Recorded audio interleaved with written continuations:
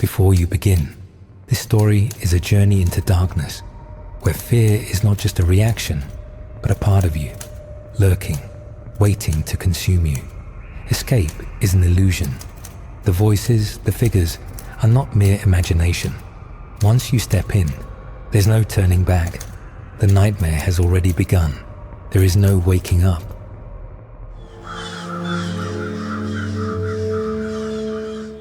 It was late at night when David first heard the voice.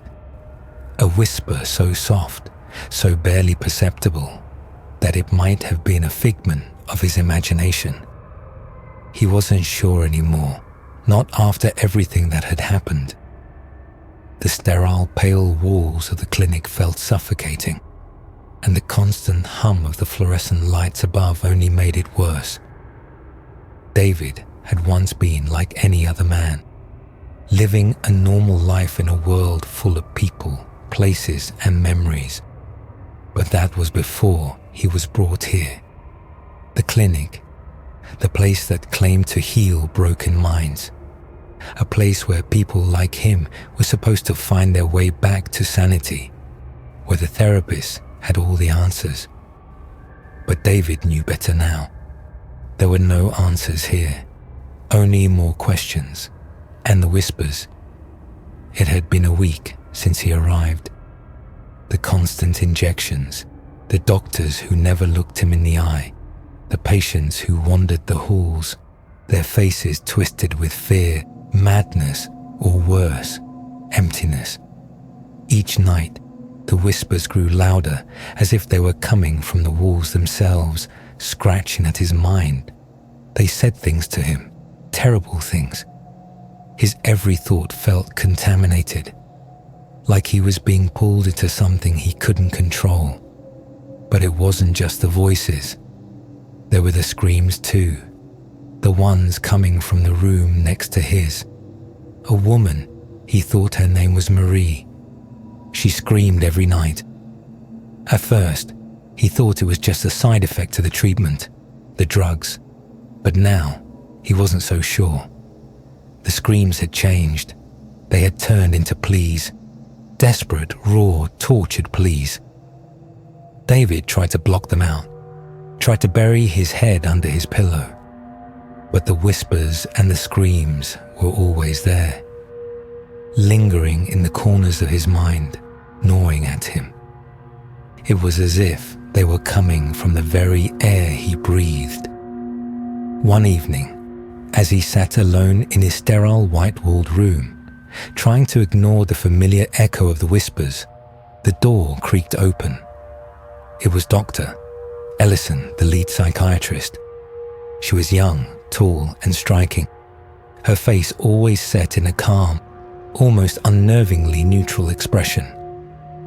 "David," she said softly, her voice cold but somehow comforting. "We need to talk about your progress. It's time for your next session." David felt a chill run down his spine.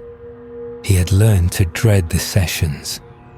They were never like the ones in the movies, where the doctor sits across from you and talks to you, guiding you back to the light. No, these sessions were different. They were something else entirely. As he followed Dr. Ellison down the sterile hall, the whispers intensified. They clawed at his thoughts, growing louder with each step. His heart raced, the hairs on the back of his neck standing up.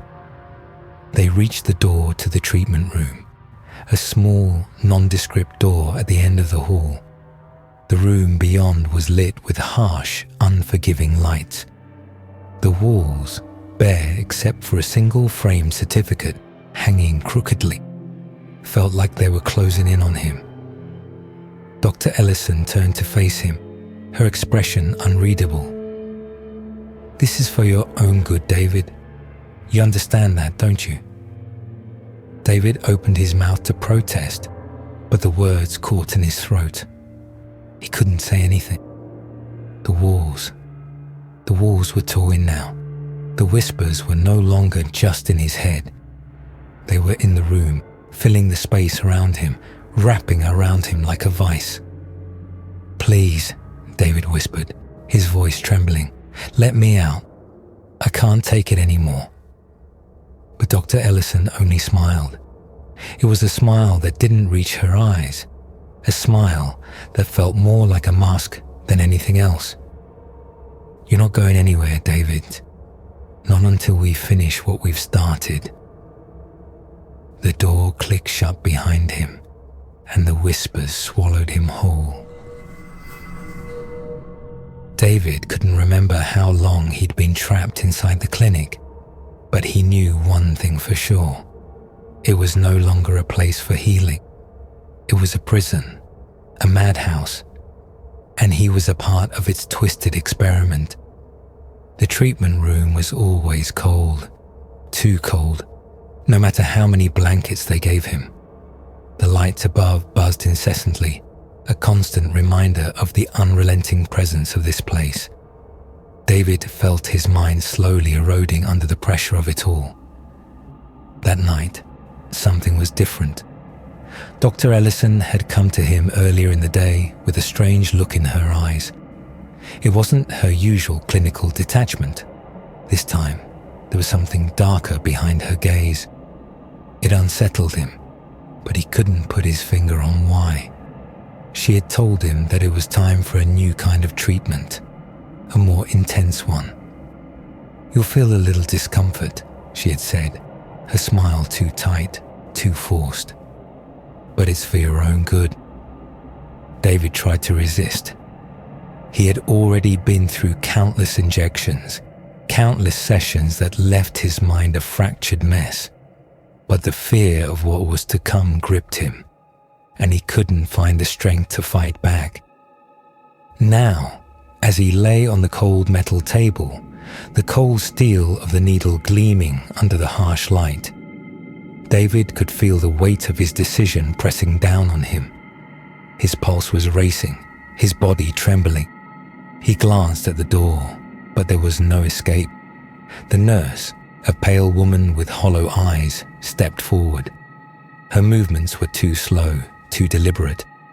She held the syringe like it was a weapon. David swallowed hard. "Please." His voice cracked as he tried to speak, but the nurse didn't acknowledge him. She was already preparing the needle, a slow, almost ritualistic process. As she drew closer, David felt the room close in around him. The walls began to pulse, the whispers returning louder than ever before. They weren't in his head anymore. They were all around him, creeping up from the corners of the room, rising from the floorboards like an infestation. "Please," he said again, his breath shallow. "I don't want it. I can't take it." But the nurse didn't stop.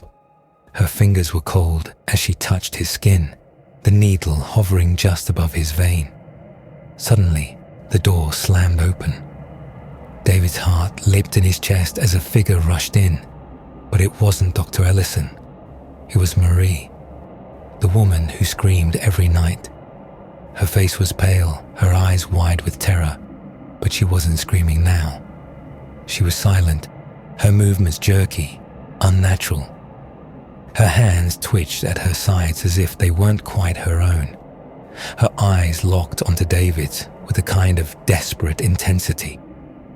"You don't understand," Marie whispered, her voice hoarse, as though she hadn't spoken in days. "The needle, it doesn't stop the pain. It makes it worse. They take your mind, piece by piece, until you're nothing but a shell." David's breath caught in his throat. He wanted to speak, to ask her what she meant, but his mouth was dry. The nurse didn't seem to care about Marie's intrusion. She simply ignored her, the syringe coming closer and closer. David felt his world spinning. The room started to twist and warp, the shadows stretching unnaturally, the whispers now turning into distinct words.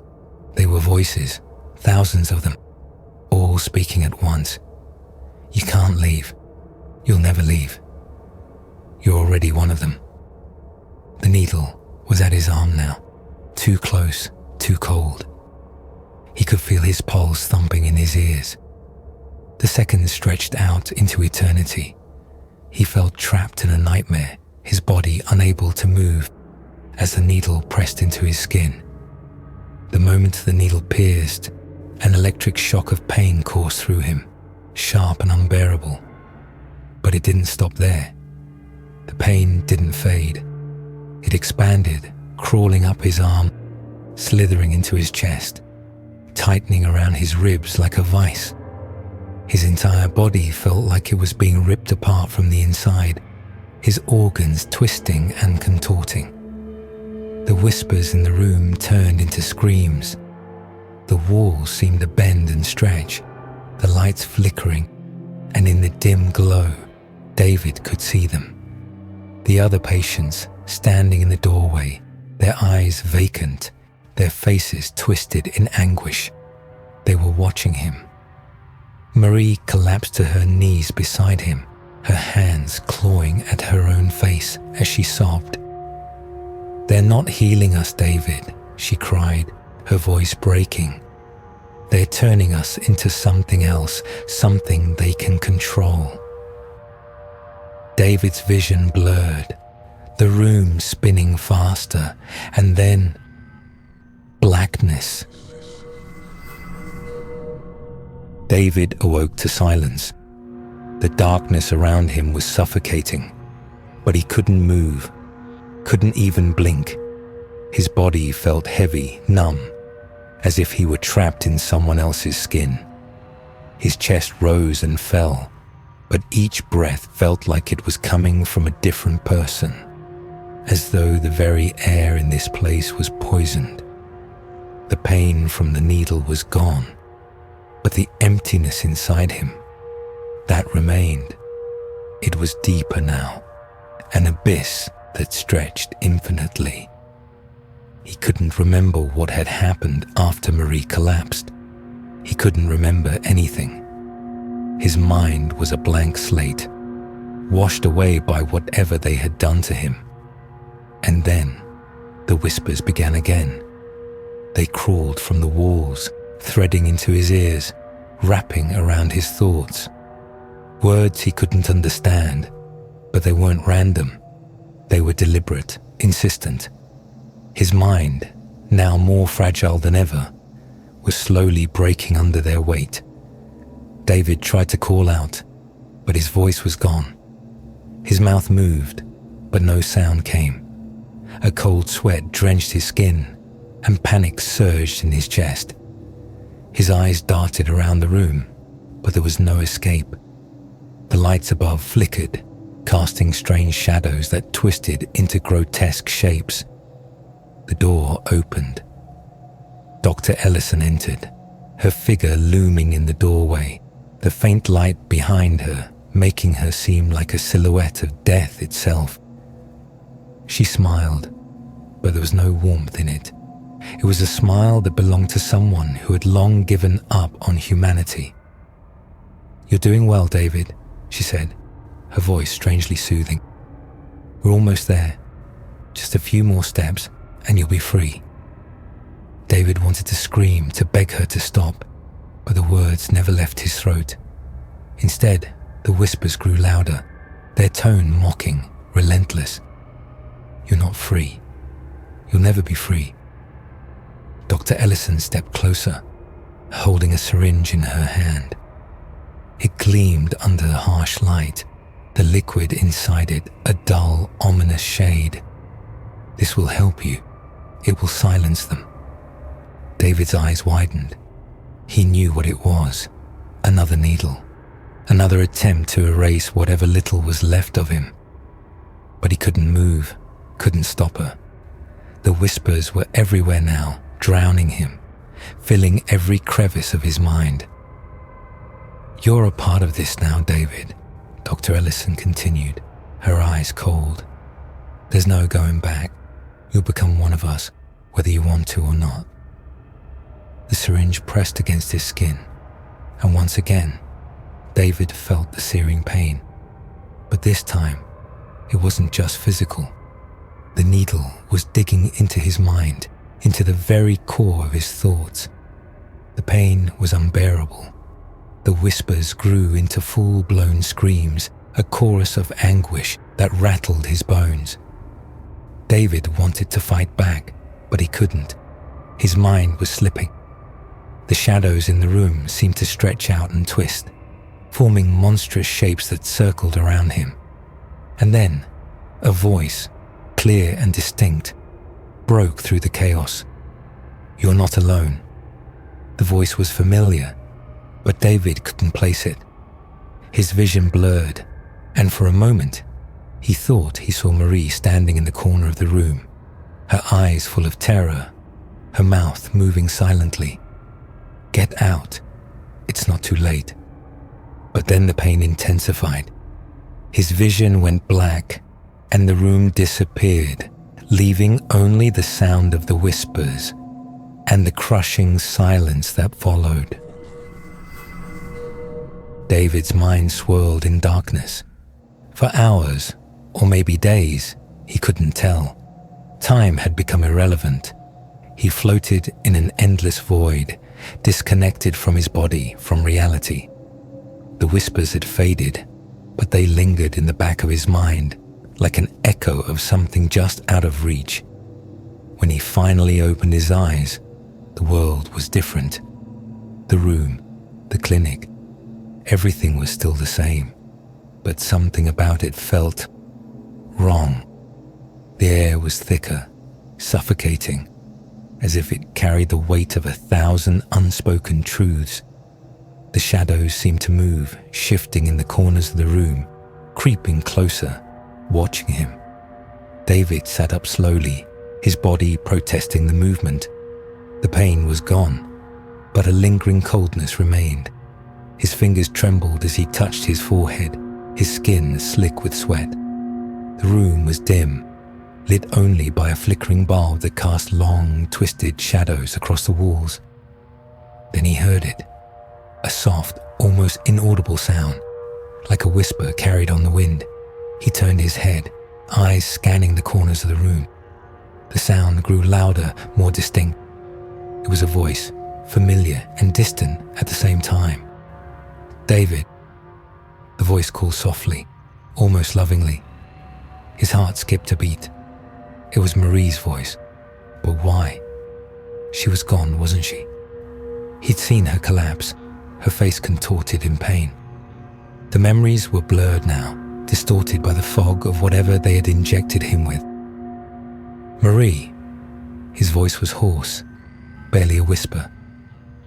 But the room was empty. No one was there. The voice came again, this time closer, almost as if it were right next to him. "David, don't listen to them. You have to fight back." David's breath caught in his throat. The voice sounded so real. His eyes scanned the room again, but nothing moved. No sign of Marie, no sign of anyone. He was alone, alone with his mind, which was slowly unraveling with each passing moment. He staggered to his feet, his legs weak and unsteady. The walls seemed to close in on him, narrowing, distorting the space. The shadows were alive, twitching in the corners, waiting. They wanted him to stay, wanted him to be trapped in the dark with them. But then, as if from nowhere, a door creaked open. The sudden sound jolted David back to reality. His head snapped toward it. A figure stood in the doorway. It was Dr. Ellison again, her face as cold and emotionless as ever. But this time, something was different. Her eyes were wide, almost panicked, as if she had seen something she couldn't control. "David," she said, her voice tense, "you shouldn't be awake." David felt a chill run down his spine. Something wasn't right. The way she said it, the fear in her eyes, it didn't match the woman he had known. She was always calm, collected, calculating. This wasn't her. "You've done this to me." David's voice trembled, but it was stronger now, fueled by the anger and fear bubbling inside him. "What have you done to my mind?" Dr. Ellison stepped back, her eyes darting toward the shadows in the room. I'm not in control anymore, David. You don't understand. You have to get out. You have to leave before it's too late. Before he could respond, she turned and fled down the corridor, her footsteps echoing in the silent, abandoned halls of the clinic. The door slammed shut behind her, leaving David standing in the room, his heart pounding in his chest. His mind raced. What was happening? Why was Dr. Ellison so afraid? Was there something else, something worse, waiting for him? David moved toward the door, his body trembling with fear and adrenaline. The shadows seemed to reach for him, whispering promises of pain and madness. But he didn't care anymore. He had to find out what was going on. He had to find Marie, if she was even still alive. He took one last look at the room. The whispers were back, louder now, the voices of the other patients, or perhaps something worse. They echoed through the walls, taunting him, telling him that there was no escape. But David didn't listen. He had already made up his mind. The door opened and he stepped into the dark hallway, the cold air pressing against his skin. The faint sound of footsteps echoed down the hall, but they were not his own. Something or someone was following him. David's footsteps echoed through the empty hallways, his heart thundering in his chest.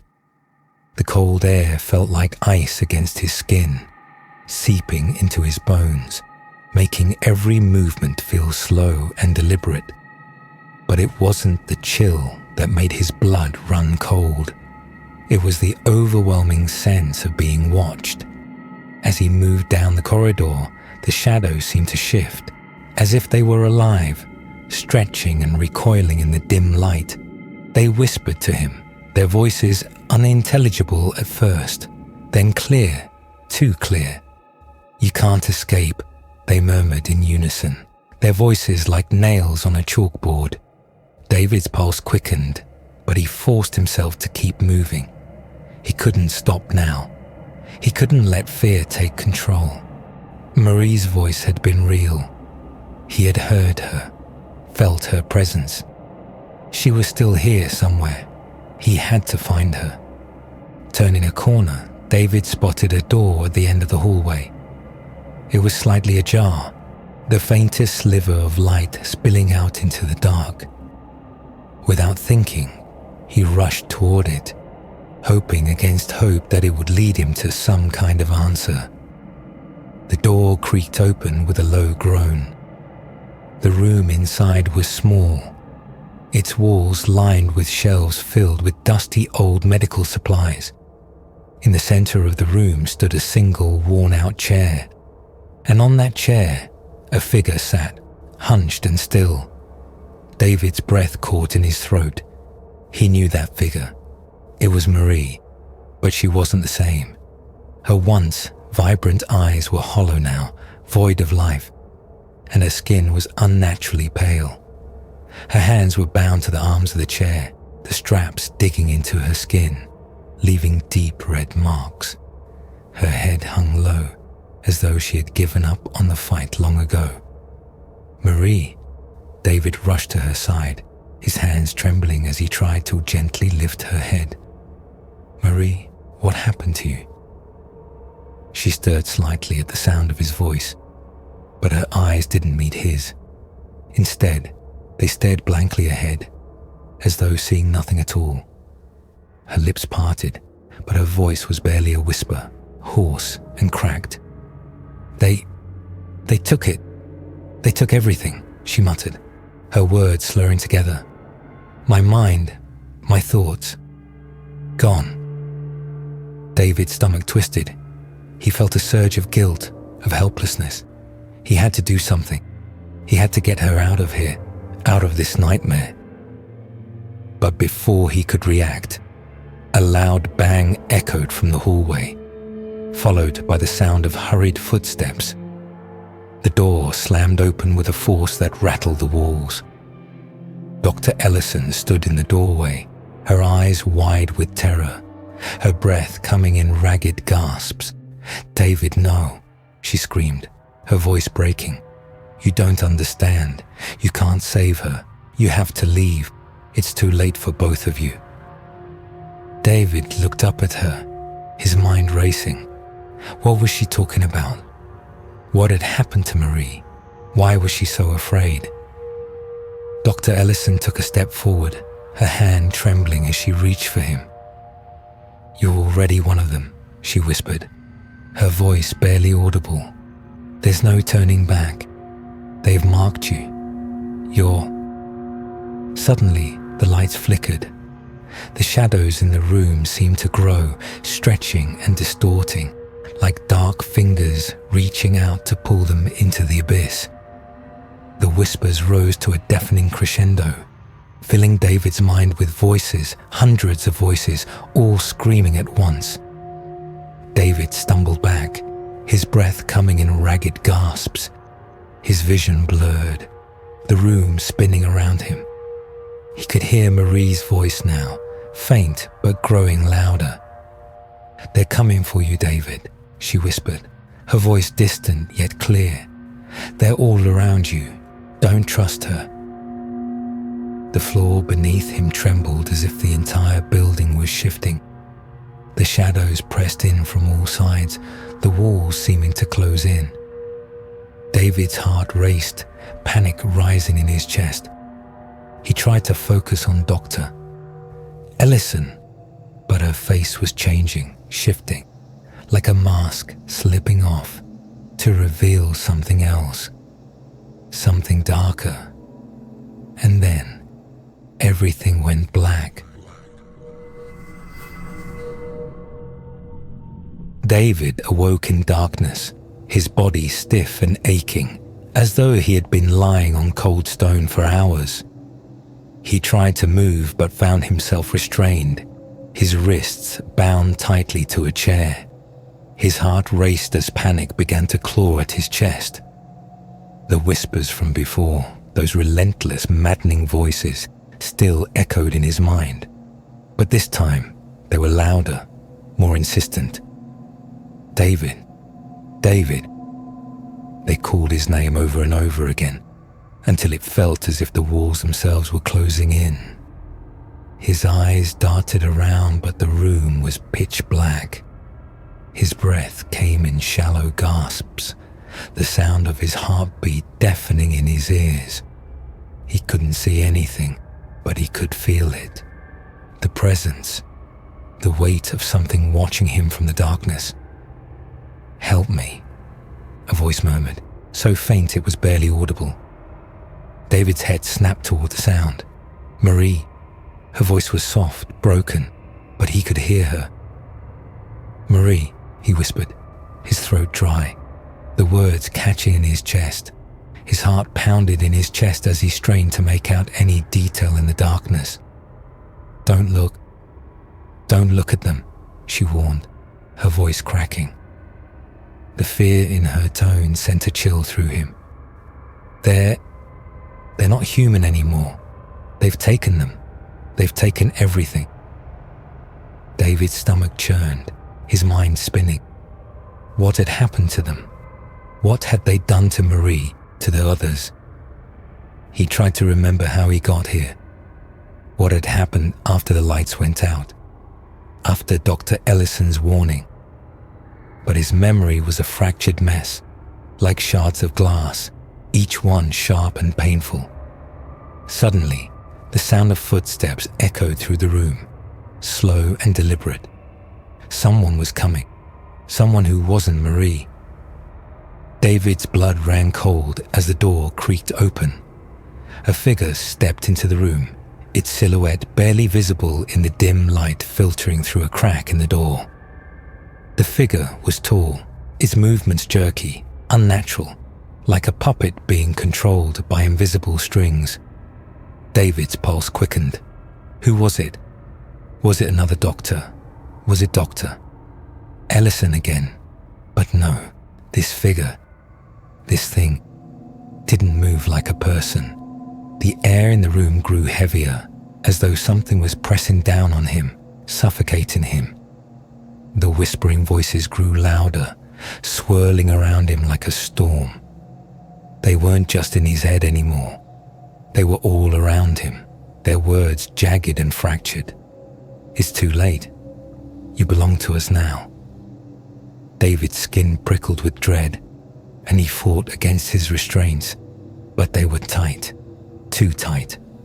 His muscles screamed in protest as he struggled, but the more he fought, the more the room seemed to distort, the walls bending in unnatural ways. His mind couldn't keep up. Was he still awake? Was this real? The figure stepped closer, its eyes glowing faintly in the darkness. David's breath hitched in his throat. It was wearing the same hospital gown as the others, but this one was different. There was a twisted, sickening smile on its face, and its eyes were empty, lifeless. The thing moved closer, its lips parting to speak. "We've been waiting for you, David." The voice was cold, flat, but there was something inside it, something wrong. It was a voice David had heard before, but it didn't belong to anyone he recognized. The figure reached out, its hand hovering near David's face. He recoiled instinctively, but the thing was faster. It grabbed him by the chin, forcing his head to tilt back, its fingers digging into his skin. The voice whispered again, its words like a blade scraping against his mind. "You're already one of us." David's heart raced as the figure's grip tightened. His breath came in ragged gasps, panic surging through him. He could feel something inside of him, shifting, breaking. His thoughts fractured further, the walls of his mind crumbling under the weight of the whispers. He could feel the others, them, inside him, clawing their way to the surface. No, he whispered, the words barely escaping his lips. "You're not David anymore," the figure said, its smile widening. "Not really." The last thing David saw before everything went black was the figure's eyes, empty, hollow, staring at him with the cold detachment of something not alive. And then the room went silent. David woke up in a cold, dim room, disoriented. He tried to remember what had happened, but his mind was cloudy. The smell of decay lingered in the air, and he realized that the smell was coming from him, his own skin, soaked in sweat and fear. His body was stiff, and his head throbbed. His hands, once bound, were now free, but they trembled uncontrollably. He tried to move, but the weight of his own body felt wrong, unnatural. Something was off. The faint hum of machinery was the only sound, echoing down the dark hallway that stretched before him. The room was bare except for a single door. His heart raced as he forced himself to his feet. The memories came rushing back. The needle, the voices, the twisted figures in the shadows. Where am I? David stumbled toward the door, his hands still shaking. He opened it cautiously, the cold air biting at his skin. The hallway beyond was long and narrow, the flickering lights casting eerie shadows on the walls. Every step he took seemed to amplify the silence, like the whole building was holding its breath. As he moved down the hall, he passed several closed doors. Behind them, he heard the faintest whispers, voices that sent chills down his spine. His feet dragged, unwilling to move further, but something, some force, pushed him on. David reached the first door and paused. The whispers were louder now, as though they were calling to him.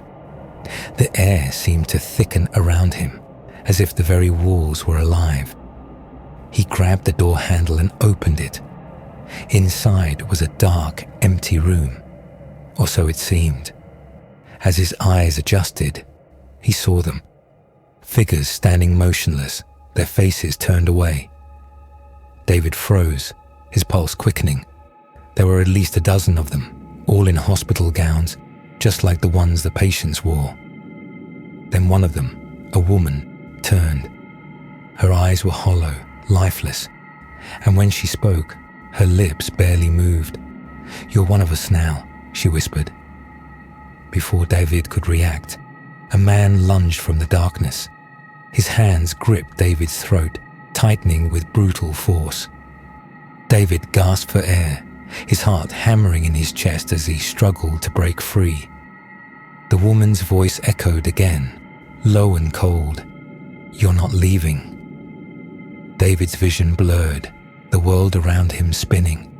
His body felt like it was shutting down, but he refused to give in. He clawed at the man's hands, desperate for breath, desperate to survive. Just as his vision went black, the grip on his neck loosened. David collapsed to the ground, gasping for air. He looked up, but the man and the woman had disappeared. The whispers grew louder, filling his ears. "You're one of us." David's mind raced. What did it mean? He was losing his grip on reality, slipping further into the nightmare he couldn't escape. Was it already too late? David awoke to the sound of a distant bell tolling, its deep, mournful resonance vibrating in his chest.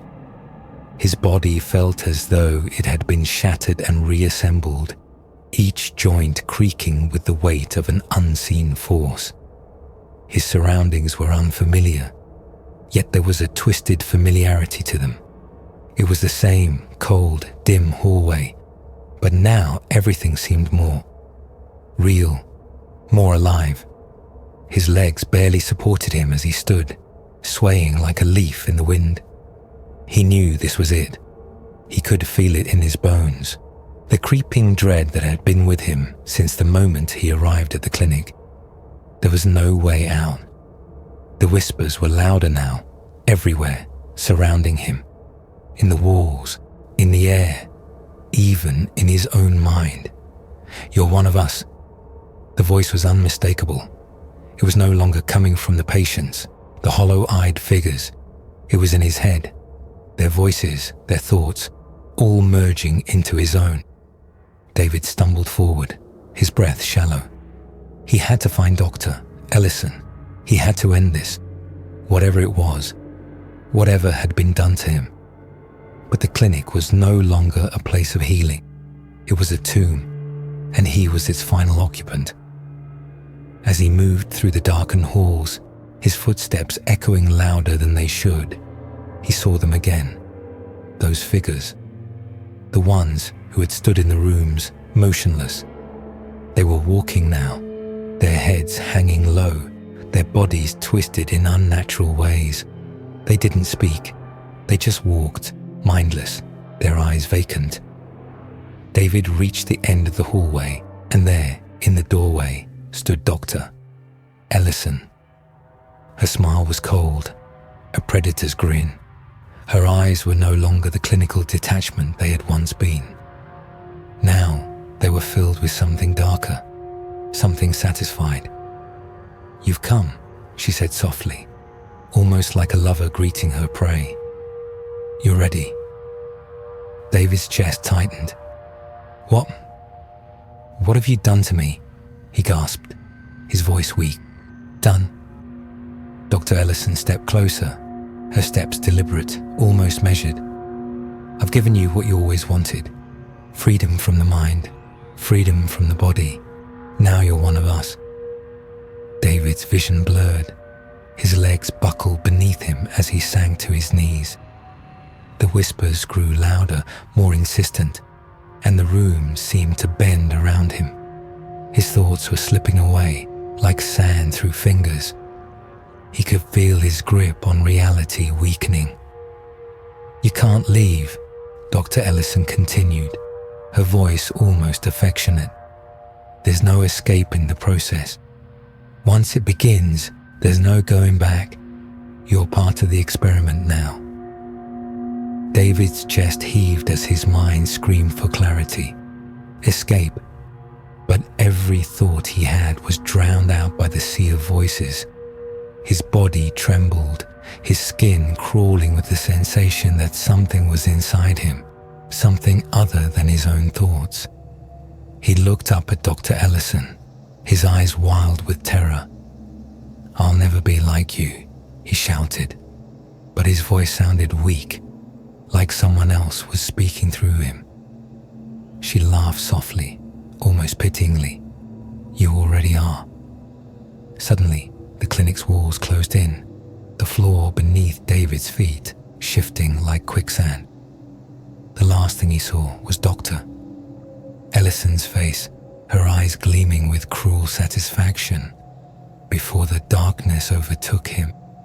And then, silence. The hum, the pale walls, the constant gnawing voices, now my own. Dr. Ellison called it freedom from myself. Maybe. I walk these halls, no longer a prisoner, but one of them. My steps echo, my eyes see, but they're not truly mine. We're the clinic's living echoes, a chorus of forgotten screams. Sometimes a flicker, a memory. Then the whispers pull me back into the collective. They say there's no escaping. But do these whispers ever truly fade? I don't know who I am or who we are. But when the clinic is quiet, I feel it. A faint tremor, a silent question hanging in the air. Is anyone out there still listening?